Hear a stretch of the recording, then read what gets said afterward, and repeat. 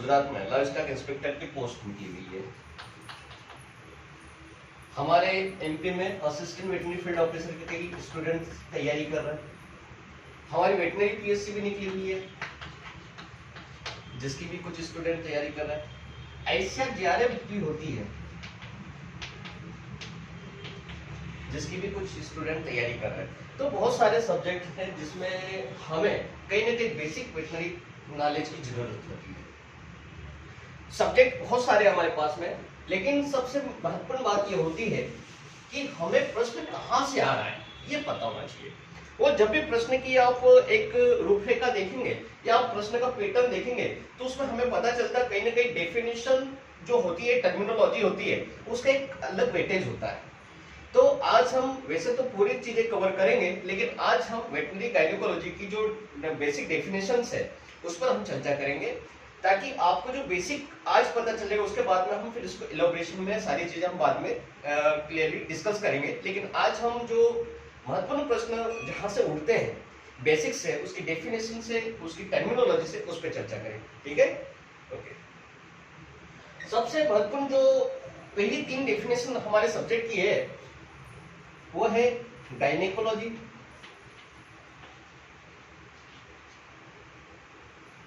Obstetrics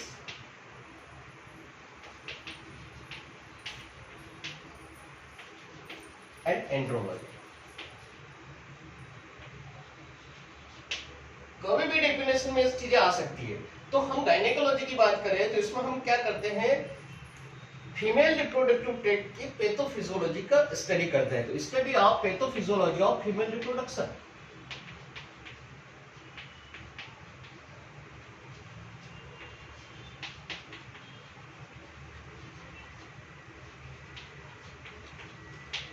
female reproductive tract की pathophysiology जब हम स्टडी करते हैं उसको क्या बोलते हैं, गायनेकोलॉजी बोलते हैं। ऑब्स्टेटिक्स में क्या होता है, एक टर्मिनोलॉजी चेंज होगी कि जब हम पार्चुरेशन की पैथोफिजियोलॉजी की स्टडी करते हैं उसे बोलते हैं ऑब्स्टेटिक्स। तो study of pathophysiology of parturition. मैं शॉर्ट में लिख रहा हूं, लेकिन आप हो सकता है इसको और देख करके थोड़ा इलैबोरेशन में लिख देना। बाकी आपको जब इतने शॉर्ट्स में लिखोगे तो आपको जब इकट्ठा जब पढ़ोगे तो आपको पढ़ने में, दोहराने में आसानी होगी। लेकिन एक बार आप पूरा जरूर सुनिए कि जब ऑब्स्टेटिक्स का मतलब होता है study of pathophysiology of parturition. तीसरी टर्मिनोलॉजी जो अपन ने लिखी है वो क्या है, एंड्रोलॉजी। और एंड्रोलॉजी का मतलब होता है स्टडी ऑफ पैथोफिजियोलॉजी ऑफ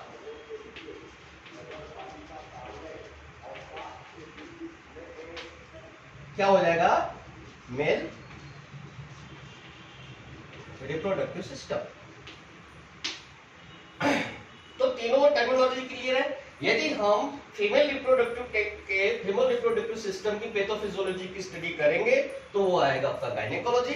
यदि हमने पार्चुरेशन की पैथोफिजियोलॉजी की स्टडी की तो वो आएगा ऑब्स्टेटिक्स। और यदि हमने मेल रिप्रोडक्टिव ट्रैक्ट की पैथोफिजियोलॉजी की स्टडी की तो वो क्या कहलाएगा, आपका एंड्रोलॉजी।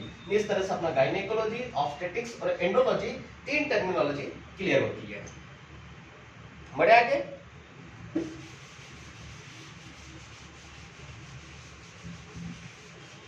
अगली महत्वपूर्ण टर्मिनोलॉजी आती है आपकी फर्टिलिटी, इनफर्टिलिटी और स्टेरिलिटी। गायनेकोलॉजी में या अपन बोले कि रिप्रोडक्टिव सिस्टम में, रिप्रोडक्शन में ये 3 टर्मिनोलॉजी कहीं ना कहीं हमको बार बार सुनने के लिए मिलती है। तो आज हम देखेंगे फर्टिलिटी का मतलब क्या होता है। तो फर्टिलिटी का मतलब होता है कि कोई भी पशु, कोई भी जानवर, या मेल हो या फीमेल हो, वो यंगवन को प्रोड्यूस करने के लिए सक्षम हो, उसको बोलते हैं फर्टाइल। क्या बोलते हैं उसको, फर्टाइल।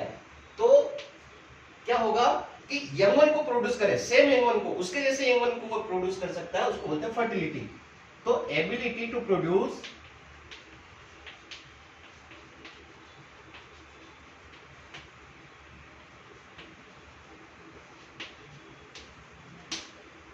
है ना, जो बच्चे पैदा कर सके उसको बोलते हैं, उस क्रिया को बोलते हैं फर्टिलिटी बोलते हैं। सेकेंड टर्म आती है इनफर्टिलिटी।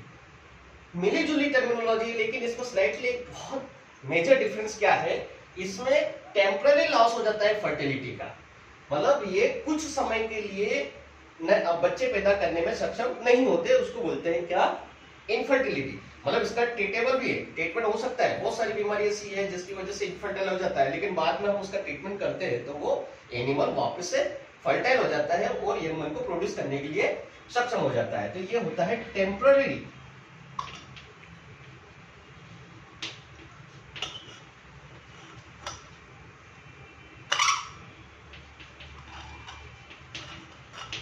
तो टेम्पररी लॉस ऑफ फर्टिलिटी मतलब कुछ समय के लिए या कुछ टाइम ड्यूरेशन में यदि वो यंग वन को प्रोड्यूस नहीं कर सकता तो उसको बोलते हैं क्या, इनफर्टिलिटी। इसका ट्रीटमेंट हो सकता है। नेक्स्ट चीज है स्टेरिलिटी। स्टेरिलिटी मतलब कंप्लीट लॉस ऑफ फर्टिलिटी, यहाँ पे एनिमल न्यू वन को पैदा नहीं कर सकता, तो ये क्या है, नॉट एबल टू प्रोड्यूस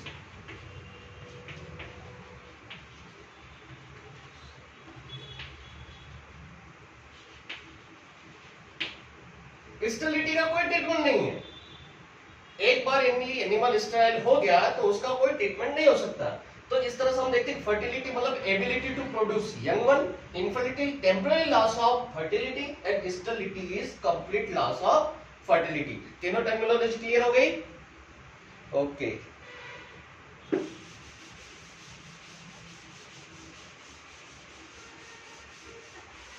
जब हम इनफर्टिलिटी की बात करते हैं तो इसमें कुछ टर्मिनोलॉजी आगे आती है, उसकी हम अब चर्चा करेंगे।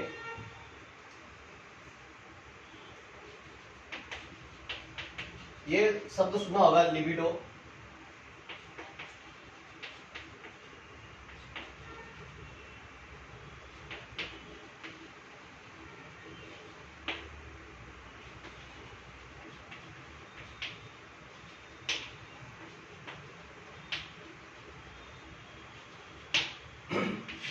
बहुत महत्वपूर्ण टर्मिनोलॉजी बन के आती है कि लिबिडो क्या होता है। कई बार क्वेश्चन पूछ लेते हैं कि लिबिडो क्या होता है, या इम्पोटेंशिया कोंडाई क्या होता है, या इम्पोटेंशिया जेनेरेंडी क्या होता है। तो हम लिबिडो की बात करें तो लिबिडो क्या होता है, ईगरनेस या विलिंगनेस। क्या होती है, ईगरनेस और विलिंगनेस। रिप्रोडक्शन की इच्छा, इसी को बोलते हैं लिबिडो। इम्पोटेंशिया कोंडाई और इम्पोटेंशिया जेनेरेंडाई, ये दो टर्मिनोलॉजी है वो आपकी आती है इनफर्टिलिटी से। और इम्पोटेंशिया कोंडाई का मतलब होता है complete lack of sexual Dzire.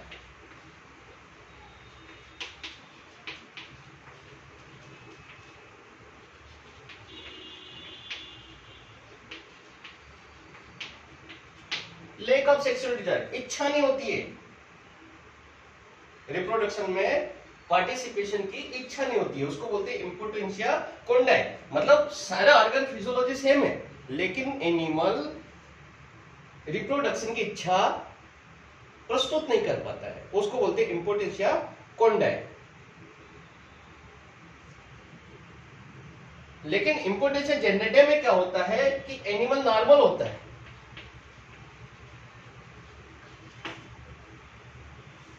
लेकिन इच्छा भी है, लेकिन ये रिप्रोड्यूस नहीं कर सकता।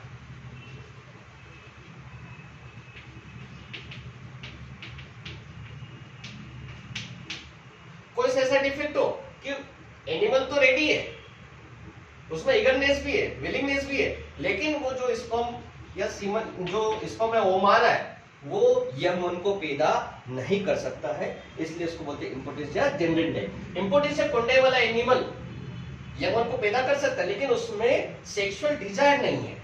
लेकिन यहाँ पे इम्पोटेंशिया जेनेरेंडाई में सेक्सुअल डिजायर तो है, बट ये एनिमल रिप्रोड्यूस नहीं कर सकता। ठीक है। इसके बाद में जो कुछ पैथोलॉजी की टर्मिनोलॉजी आती है हमारे गायनेकोलॉजी में, वो अपन अब चर्चा करेंगे। जैसा आपने सुना होगा कि पोस्थाइटिस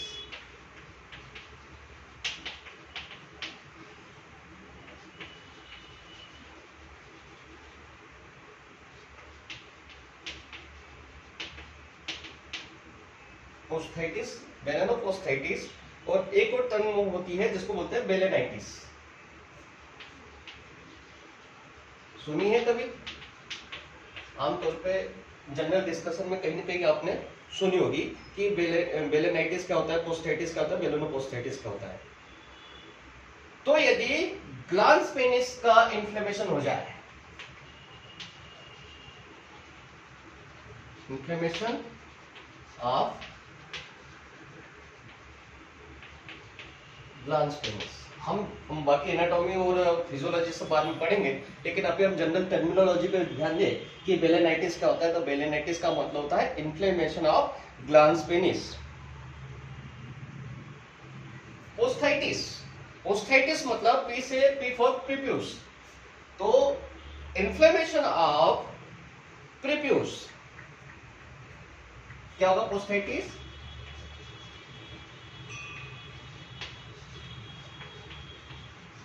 यदि प्रीप्यूस में स्वेलिंग है तो उसको बोलते हैं पोस्थाइटिस। यदि ग्लांस पेनिस में स्वेलिंग है तो उसको बोलेंगे बेलेनाइटिस, और यदि प्रीप्यूस में स्वेलिंग है तो उसको बोलेंगे प्रोस्थाइटिस। यदि दोनों में स्वेलिंग है, ग्लांस पेनिस में भी स्वेलिंग है और प्रीप्यूस में भी स्वेलिंग है, तो उसको बोलेंगे बेलेनोपोस्थाइटिस, मतलब इन्फ्लेमेशन इन बोथ। यदि ग्लांस पेनिस में भी स्वेलिंग है और प्रीप्यूस में भी स्वेलिंग है, दोनों में स्वेलिंग है, तो उसको क्या बोलेंगे? बेलेनोपोस्थाइटिस। यदि बेलेनाइटिस बोला तो सिर्फ ग्लांस पेनिस में स्वेलिंग की बात की जाएगी। यदि पोस्थाइटिस की बात हुई तो ओनली प्रीप्यूस की बात की जाएगी। Inflammation in prepuce is known as posthitis. कभी भी आपको ऑप्शन देंगे तो इस तरह से आपको आ जाएगी, inflammation in prepuce is known as A balanitis, B posthitis, C balanoposthitis. तो यदि आप सिर्फ ग्लांस पेनिस की बात कर रहे हो तो वो बेलेनाइटिस होगा, यदि प्रीप्यूस की बात करो सिर्फ तो पोस्थाइटिस होगा, और यदि दोनों की बात करो तो वो क्या हो जाएगा? बेलेनोपोस्थाइटिस हो जाएगा। तीनों टर्मिनोलॉजी क्लियर है?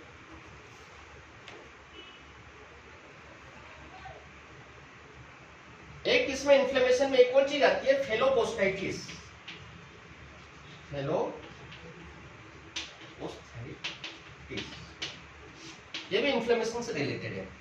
क्या कोई बता सकता मेरे को क्या है ये phalloposthitis? Inflammation of entire penis,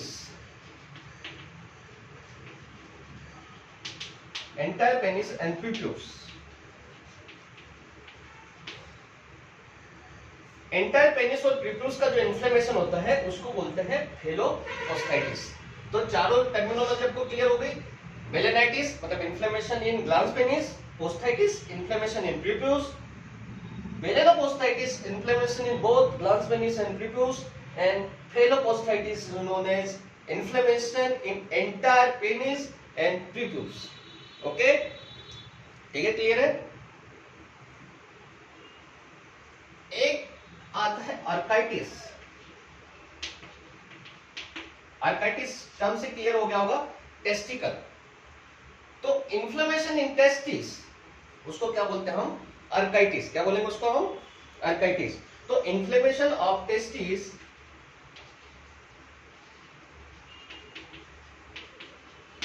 inflammation of testis is known as orchitis. Maximum हम जब इन्फ्लेमेशन की बात करें तो उस ऑर्गन का जो नेम है उसके आगे हम आइटिस लगा देते हैं। आइटिस अपने आप इन्फ्लेमेशन को इंडिकेट करता है मैक्सिमम जगह। मैं ये नहीं बोल रहा हूँ कि सभी जगह करता है, लेकिन मैक्सिमम जगह आइटिस लग गया तो कहीं कहीं उस ऑर्गन का इन्फ्लेमेशन है। जैसे एपिडिडाइमिटिस की बात करें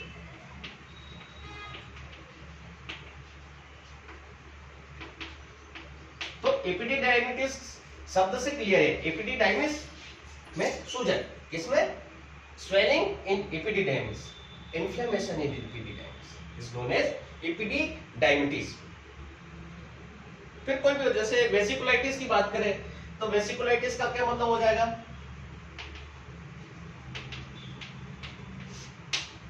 इन्फ्लेमेशन इन सेमाइनल वेसिकल।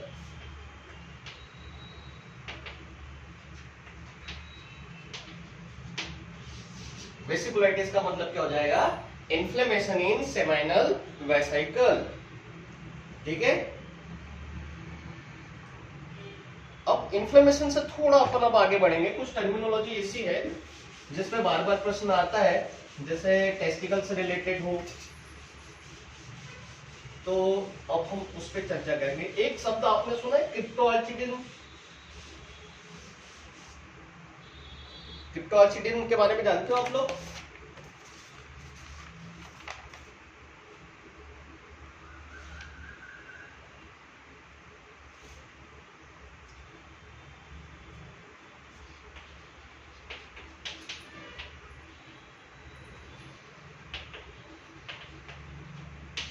क्रिप्टोआर्चिडिज्म क्या होता है?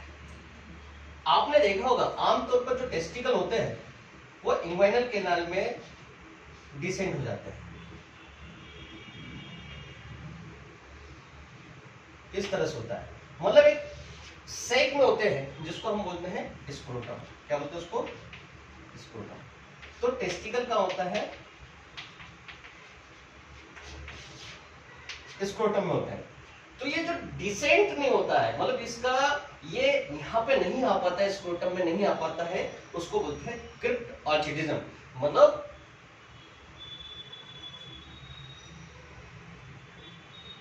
unable to descend of testicle in their scrotum या scrotal pouch, उसको बोलते हैं क्रिप्टोआर्चिडिज्म।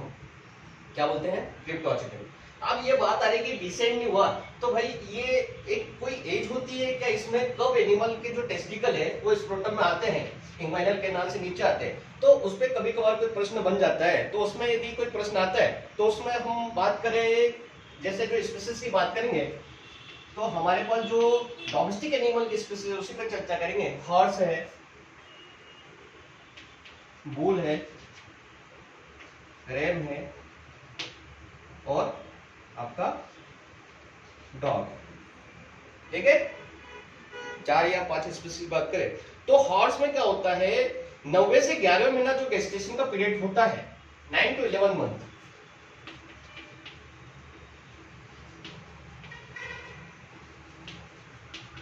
9 to 11 मंथ ऑफ गेस्टेशन में टेस्टिकल डिसेंट होते हैं। कब होते हैं? हॉर्स में 9वें से 11वें महीने में हॉर्स में टेस्टिकल डिसेंट होते हैं। बुल यदि केटल की बात करें तो केटल में 3.5 महीने से 4 महीने।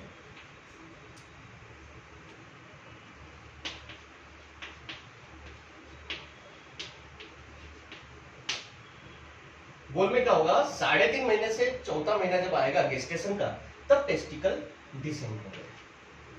बुल में कब होंगे? 3.5 से 4 महीने में गेस्टेशन पीरियड के। और हॉर्स में कब होगा? 9वें से 11वें महीना जो उसका गेस्टेशन का होता है, तब हॉर्स में 9वें से 11वें महीने गेस्टेशन में वो बाहर आएगा। ठीक है, आप बात करें रेम। रेम किसको बोलते हैं? शिप के मेल को। टर्मिनोलॉजी याद है आप लोगों को? ठीक है, तो शिप में रेम में क्या होगा, गेस्टेशन के 80 दिन, मतलब गेस्टेशन के 80वें दिन डिसेंट होगा।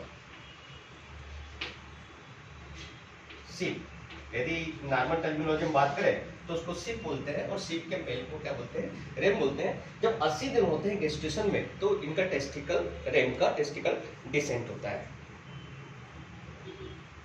डॉग की बात करें तो डॉग एक ऐसा है जिसमें जन्म के 5वें दिन बाद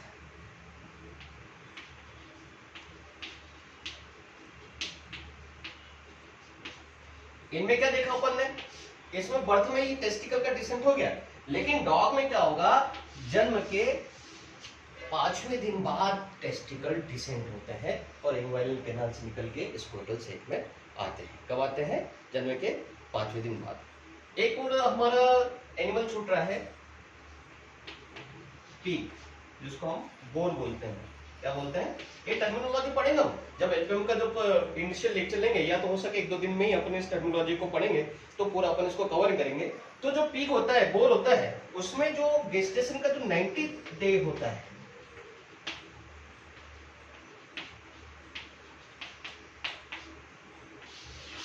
नब्बे दिन जब गेस्टेशन के हो जाते हैं तब टेस्टिकल डिसेंट होते हैं। तो कभी कभार ये प्रश्न आ जाता है कि जब टेस्टिकल कब आते हैं, डिसेंट होते हैं, तो ये अपने को याद होना चाहिए कि हॉर्स में 9 से 11 महीने में होता है, केटल या बुल में अपने को 3.5 से 4 महीने में होता है, रेब या सीप में बात करें तो 80वें दिन गेस्टेशन पीरियड का होता है, पिग में 90 दिन, जब गेस्टेशन पीरियड का 90 दिन होता है तब टेस्टिकल डिसेंट होते हैं। लेकिन डॉग में क्या होता है, जन्म के 5वें दिन बाद टेस्टिकल डिसेंट होता है। कभी कभार कोई कोई किसी परीक्षा में प्रश्न पूछ लिए जाते हैं, इसलिए ज्यादा इसको लोड लेने की जरूरत नहीं। आप जनरली एक बार इतनी पढ़ लोगे ना, हॉर्स में 9 से 11 दिन, बुल में 3.5 से 4 महीने, रेब में 80वें दिन, डॉग में 5वें दिन बाद जन्म के, और पिग में 90 दिन बाद, 90 दिन गेस्टेशन पीरियड के। जनरली आप एक बार पढ़ोगे, एक बार लिखोगे। हाँ, ये बात मैं बता दूं कि आपको जो भी मैं पढ़ा रहा हूं तो आप लिखना जरूर। जब तक आप लिखोगे नहीं तो आपको मेमोराइज नहीं होगा और प्रॉपर आप उसको याद नहीं कर पाओगे। तो ये अपना टेस्टिकल डिसेंट कब होता है, उसका एक छोटा सा एक टॉपिक था, कवर होता है।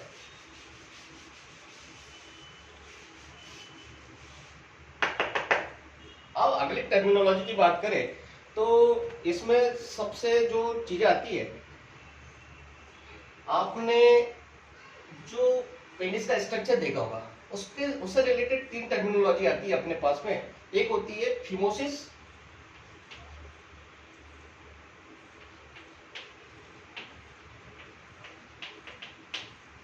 एक होता है पेराफिमोसिस,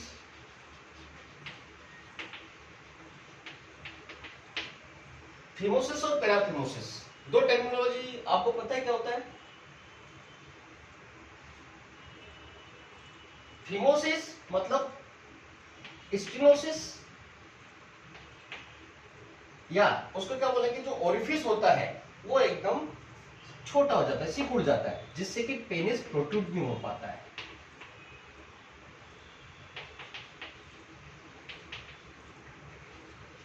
जो प्रीप्यूशियल ओरिफिस होता है वो एकदम मतलब सकरा हो जाता है, जिसकी वजह से पेनिस बाहर नहीं निकल पाता है, उसको बोलते हैं फिमोसिस। लेकिन पेराफिमोसिस इसके एकदम अपोजिट है। पेराफिमोसिस में क्या होता है, विड्रा, एक बार पेनिस बाहर तो आ गया लेकिन उसका विड्रा नहीं हो सकता। तो unable to withdraw a penis in penile sheath, उसको बोलते हैं पेराफिमोसिस। इसमें पेनिस बाहर नहीं निकल पा रहा, लेकिन पेराफिमोसिस में बाहर तो निकल आया लेकिन वापस नहीं जा पा रहा। दोनों कंडीशन बहुत कॉमनली देखने को मिलती है और बहुत कई बार परीक्षाओं में यह प्रश्न पूछा जाता है कि फिमोसिस क्या होता है, पेराफिमोसिस क्या होता है। बच्चे कई बार कंफ्यूजन हो जाते हैं कि भाई फिमोसिस और पेराफिमोसिस में कभी, और आजकल तो क्या माइनस मार्किंग 1/3 है, तो आपको हर एक प्रश्न का हर एक कंसेप्ट आपका बहुत क्लियर होना चाहिए ताकि आपको कोई नुकसान ना हो। ठीक है, क्लियर है? एक होता है फेलोकेम्पाइसिस,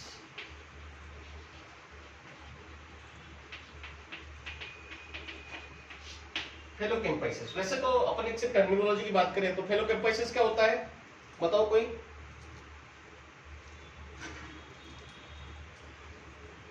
फेलोकेम्पाइसिस का मतलब होता है डेविएशन ऑफ पेनिस।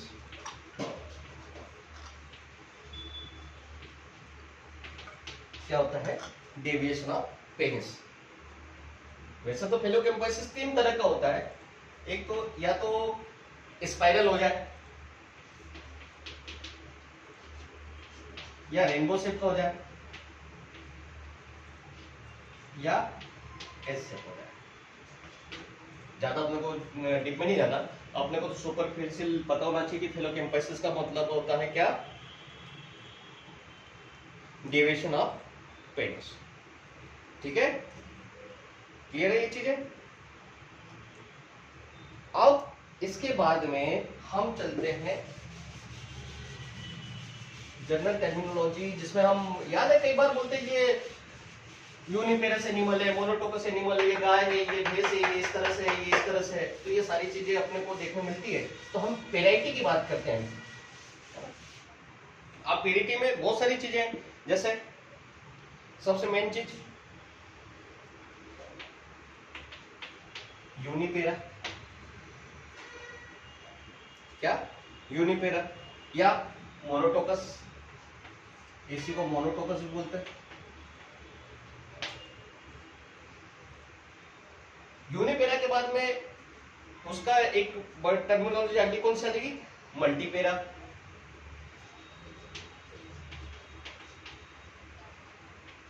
या पॉलीटोकस। अब इसका क्या मतलब होता है भाई, मोनोटोकस क्या होता है, पॉलीटोकस क्या होता है। तो हम मोनोटोकस की बात करें तो मोनोटोकस मतलब ऐसी फीमेल्स जिससे एक समय में एक ही ओम निकलता है। नॉर्मली, मैं नॉर्मली बोल रहा हूं, है ना, निकल सकते हैं या बहुत सब जगह होते हैं, लेकिन नॉर्मली फीमेल से एक रिप्रोडक्टिव साइकिल में, एक स्ट्रेस साइकिल में सिर्फ एक ओम निकलता हो और एक ही यंगवन पैदा होता हो, उसको क्या बोलेंगे, यूनिपेरा या मोनोटोकस एनिमल। कई बार क्वेश्चन आता है मोनोटोकस की डेफिनेशन आ सकती है, यूनिपेरा की डेफिनेशन आ सकती है, या यूनिपेरा के एग्जांपल आ सकते हैं। तो एग्जांपल आपकी यूनिपेरा की क्या हो जाएंगे, काउ एंड मेयर, मतलब एक ही ओम निकलता हो एक रिप्रोडक्टिव साइकिल में और एक ही यंगवन पैदा हो, तो वो कौन से जानवर है, काउ एंड मेयर, जो कि किस में आएंगे, आपके यूनिपेरा में आएंगे या मोनोटोकस एनिमल में उसकी काउंटिंग होगी। क्लियर है ये बात, कंसेप्ट क्लियर है। नेक्स्ट बात करें मल्टीपेरा, ये चीज क्लियर है तो अपने आप समझ आएगी। मोर देन 2,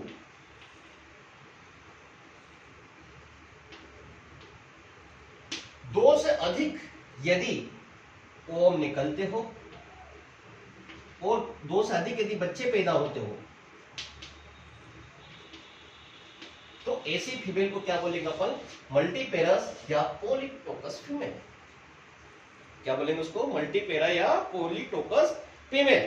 तो इसके क्या एग्जांपल है आपके, आपने देखा दो से ज्यादा बच्चे किस में पैदा होते हैं, 100 में पैदा होते हैं, 100 मतलब पिकी फीमेल, और बीच डॉग में भी ऐसा देखने को मिलता है, और किस में देखने को मिलता है, बताओ, केक में भी देखने को मिलता है। तो कंसेप्ट क्लियर है, मोनोटोकस, पॉलीटोकस, यूनिपेरा, मल्टीपेरा, मतलब एक ही ओम निकलता हो एक स्ट्रेस साइकिल में और एक ही बच्चा पैदा हो, उसको बोलते हैं मोनोटोकस। यदि एक से ज्यादा ओम निकलता, दो से ज्यादा ओम निकलते, दो से अधिक बच्चे पैदा हो। आमतौर पर बात कर रहा हूं मैं, ऐसा एकदम गांठ मत बांध लेना कि इसको यही बोलेंगे सर गाय में तो दो हमने देखा है, ऐसा होते हुए देखा है, तो भाई वो तब भी किस में काउंट किया जाएगा, मोनोटोकस में ही काउंट किया जाएगा, क्योंकि स्पीशीज बेस्ड एक वेरिएशन आ सकता है, लेकिन वो एनिमल किस में काउंट किया जाएगा, मोनोटोकस एनिमल में ही काउंट किया जाएगा। और 100 डॉग के ये आपके मल्टीपेरस या पॉलीटोकस में काउंट किए जाएंगे। क्वेश्चन आ सकता है निम्नलिखित में से कौन से पशु पॉलीटोकस है, तो इसमें आपके मान लो ये आ गया, बी ये आ गया, सी आ गया और D all of the above आ गया, तो आपका आंसर होगा ऑल ऑफ द अबव, क्योंकि 100 डॉग और केट ये कौन सी एनिमल है, ये पॉलीटोकस है और मल्टीपेरस एनिमल है। क्लियर है, आपको समझ आ गया। पेरिटी में ही बात करें तो पेरिटी में 2-3 टर्मिनोलॉजी और आती है। कभी कभार आपने देखा नलीपेरा, सुना है कभी टर्मिनोलॉजी, नलीपेरा किसको बोलते हैं, सुना तो होगा आपने लेकिन याद नहीं है, भैया भूल गया, बहुत समय हो गया होगा। नलीपेरा है ना, नलीपेरा का मतलब क्या होता है,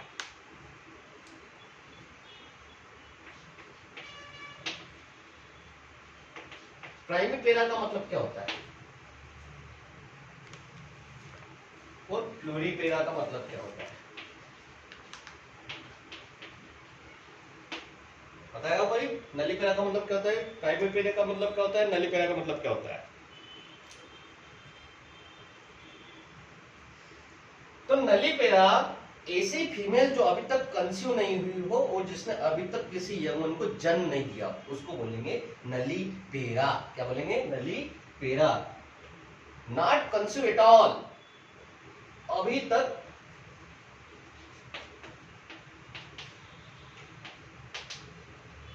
कंसीव नहीं हुई और ना ही अभी तक किसी बच्चे को जन्म दिया, उसको क्या बोलेंगे हम, नलीपेरा बोलेंगे। क्या बोलेंगे उसको, टर्मिनोलॉजी है, एक बार पढ़ लोगे जीवन भर याद रहेगी कि नलीपेरा किसको बोलते हैं। अभी तक यदि एनिमल कंसीव नहीं हुआ है तो उसको बोलते हैं नलीपेरा, इसको उसको बोलते हैं नलीपेरा। अब जब ये समझ में आ गया कि ये टर्मिनोलॉजी आपको आराम से समझ में आ गई। मतलब सिर्फ एक बार कंसीव हुआ और बच्चे दिए, उसको बोलेंगे प्राइमीपेरा, पहली बार मतलब एक ही बार, और प्लूरीपेरा मतलब कई बार कंसीव होकर के बच्चे दिए हो।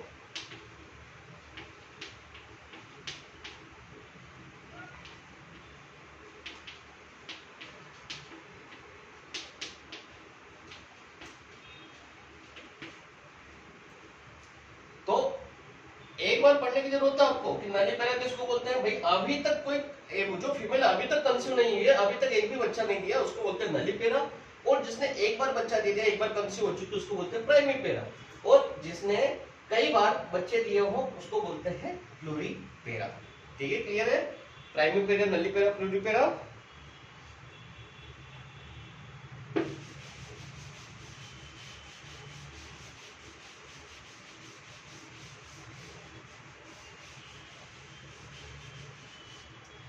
एक महत्वपूर्ण टर्मिनोलॉजी आती है फ्री मार्टिनिज्म। आपने सुना होगा फ्री मार्टिनिज्म।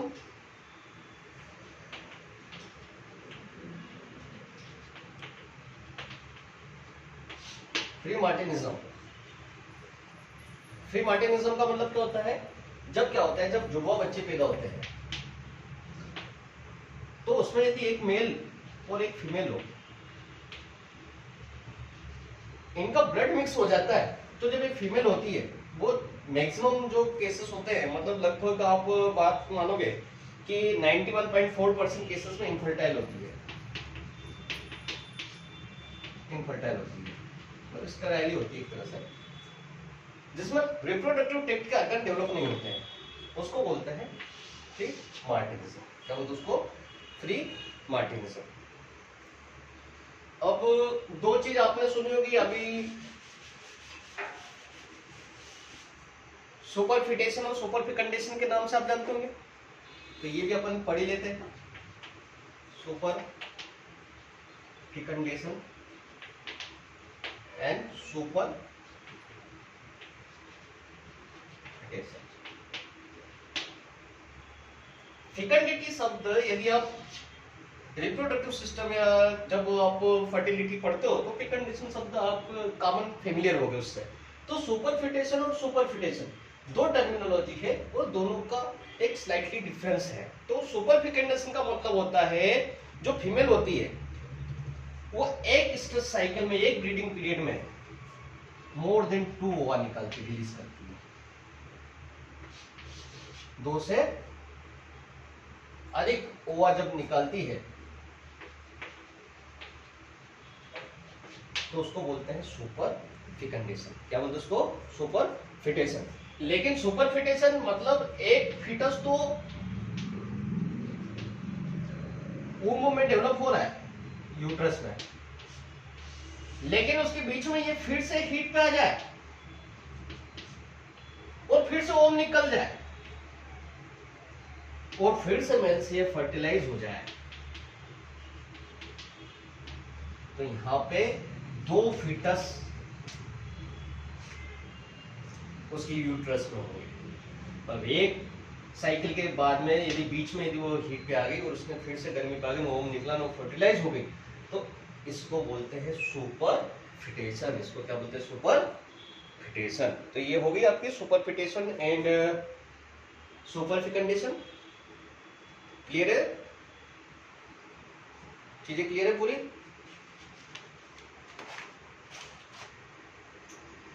अब ज्यादा क्लास को हम आगे नहीं बढ़ाते और एक छोटी सी टर्मिनोलॉजी में और ले लेता हूँ, बाकी फिर अपन नेक्स्ट क्लास में अपन इंक्लूड करेंगे क्योंकि क्लास भी लंबी हो जाएगी, तो आप लोगों को भी आज पहली क्लास भी है। अपन स्पर्म के वॉल्यूम की बात करें या स्पर्म के वॉल्यूम की यदि हम चर्चा करें कि सीमन पैरामीटर की जो टर्मिनोलॉजी है, semen parameters terminology, semen parameters की भी टर्मिनोलॉजी है। यदि सीमन की बात करें तो सीमन में वॉल्यूम की बात करें, सीमन का वॉल्यूम सारी चीजें हम पढ़ेंगे जब जनरल गायनेकोलॉजी की शुरुआत करेंगे, तो अपन उसमें सारी डिटेल पढ़ेंगे कि सीमन का वॉल्यूम किस स्पीशीज में कितना होता है। तो पूरी टर्मिनोलॉजी की बात करें तो हम एक क्राइटेरिया होता है, क्या क्राइटेरिया है और क्या टर्मिनोलॉजी है।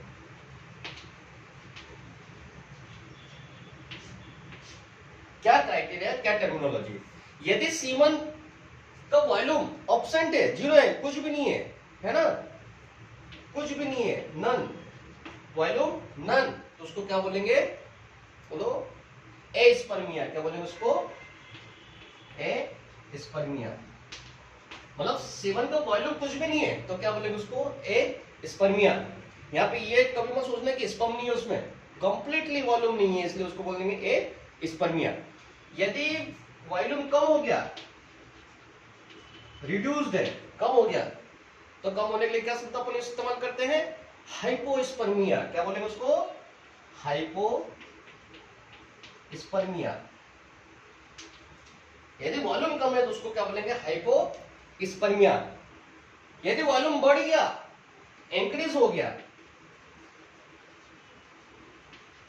तो उसको क्या बोलेंगे, बढ़ जाता तो क्या बोलते हैं, हाइपरस्पर्मिया। क्या बोलते हैं, हाइपर।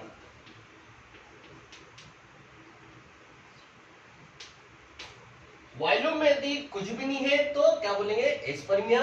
कम हो गया तो हाइपोस्पर्मिया, और बढ़ गया तो उसको बोलेंगे हाइपरस्पर्मिया। क्लियर है तीनों चीजें। यही चीज यदि हम स्पर्म कंसंट्रेशन की बात करें, ये था स्पर्म का वॉल्यूम, अब स्पर्म की कंसंट्रेशन की बात करें, स्पर्म की कंसंट्रेशन की बात करें तो स्पर्म कंसंट्रेशन में जो क्राइटेरिया है, यदि स्पर्म जीरो है, इजैकुलेशन में यदि स्पर्म जीरो है तो उसको क्या बोलेंगे, वहां अपन ने बोला था वॉल्यूम कम था तो उसको बोला था एस्पर्मिया, और यहां बोलेंगे स्पर्म के लिए शब्द इस्तेमाल किया था जूस्पर्मिया। तो अजूस्पर्मिया, एजूस्पर्मिया, ये कॉमनली टर्मिनोलॉजी पूछी जाती है। एजूस्पर्मिया का मतलब क्या होता है, तो इजैकुलेशन में जब स्पर्म एब्सेंट होते हैं, कंसंट्रेशन स्पर्म की जीरो होगी तो उसको बोलेंगे अजूस्पर्मिया। क्या बोलेंगे उसको, अजूस्पर्मिया। स्पर्म कंसंट्रेशन जीरो है इजैकुलेशन में तो क्या टर्मिनोलॉजी है, एजूस्पर्मिया। यदि कम है, रिड्यूस है, मतलब कम है तो क्या बोलेंगे, ओलिगोजूस्पर्मिया।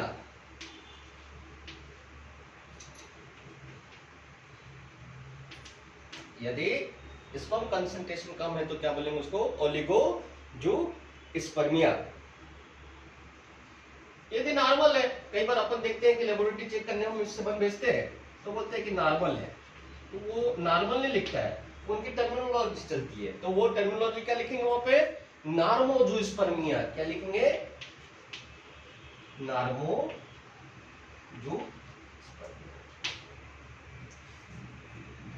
लैब की टर्मिनोलॉजी है, लेकिन कई बार प्रश्न क्वेश्चन परीक्षा में पूछे जाते हैं, प्रतियोगिता परीक्षा में खास करके ठीक है।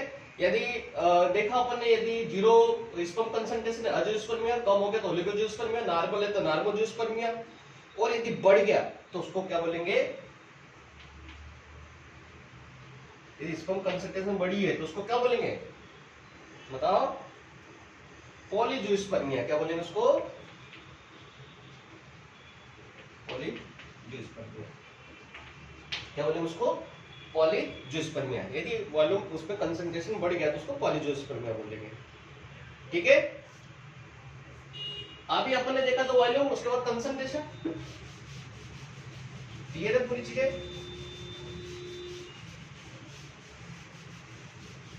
अब स्पर्म की मोटिलिटी भी एक मायने रखती है।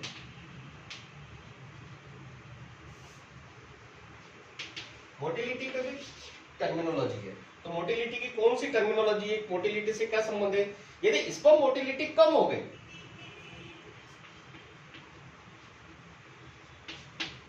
if sperm motility decrease, तो उससे क्या कहेंगे, क्या बोलेंगे, एस्थेनोजूस्पर्मिया। क्या बोलेंगे उसको, एस्थेनोजूस्पर्मिया।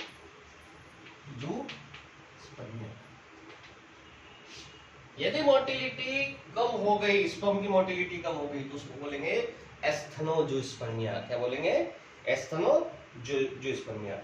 यदि स्पर्म की वायबिलिटी खत्म हो गई,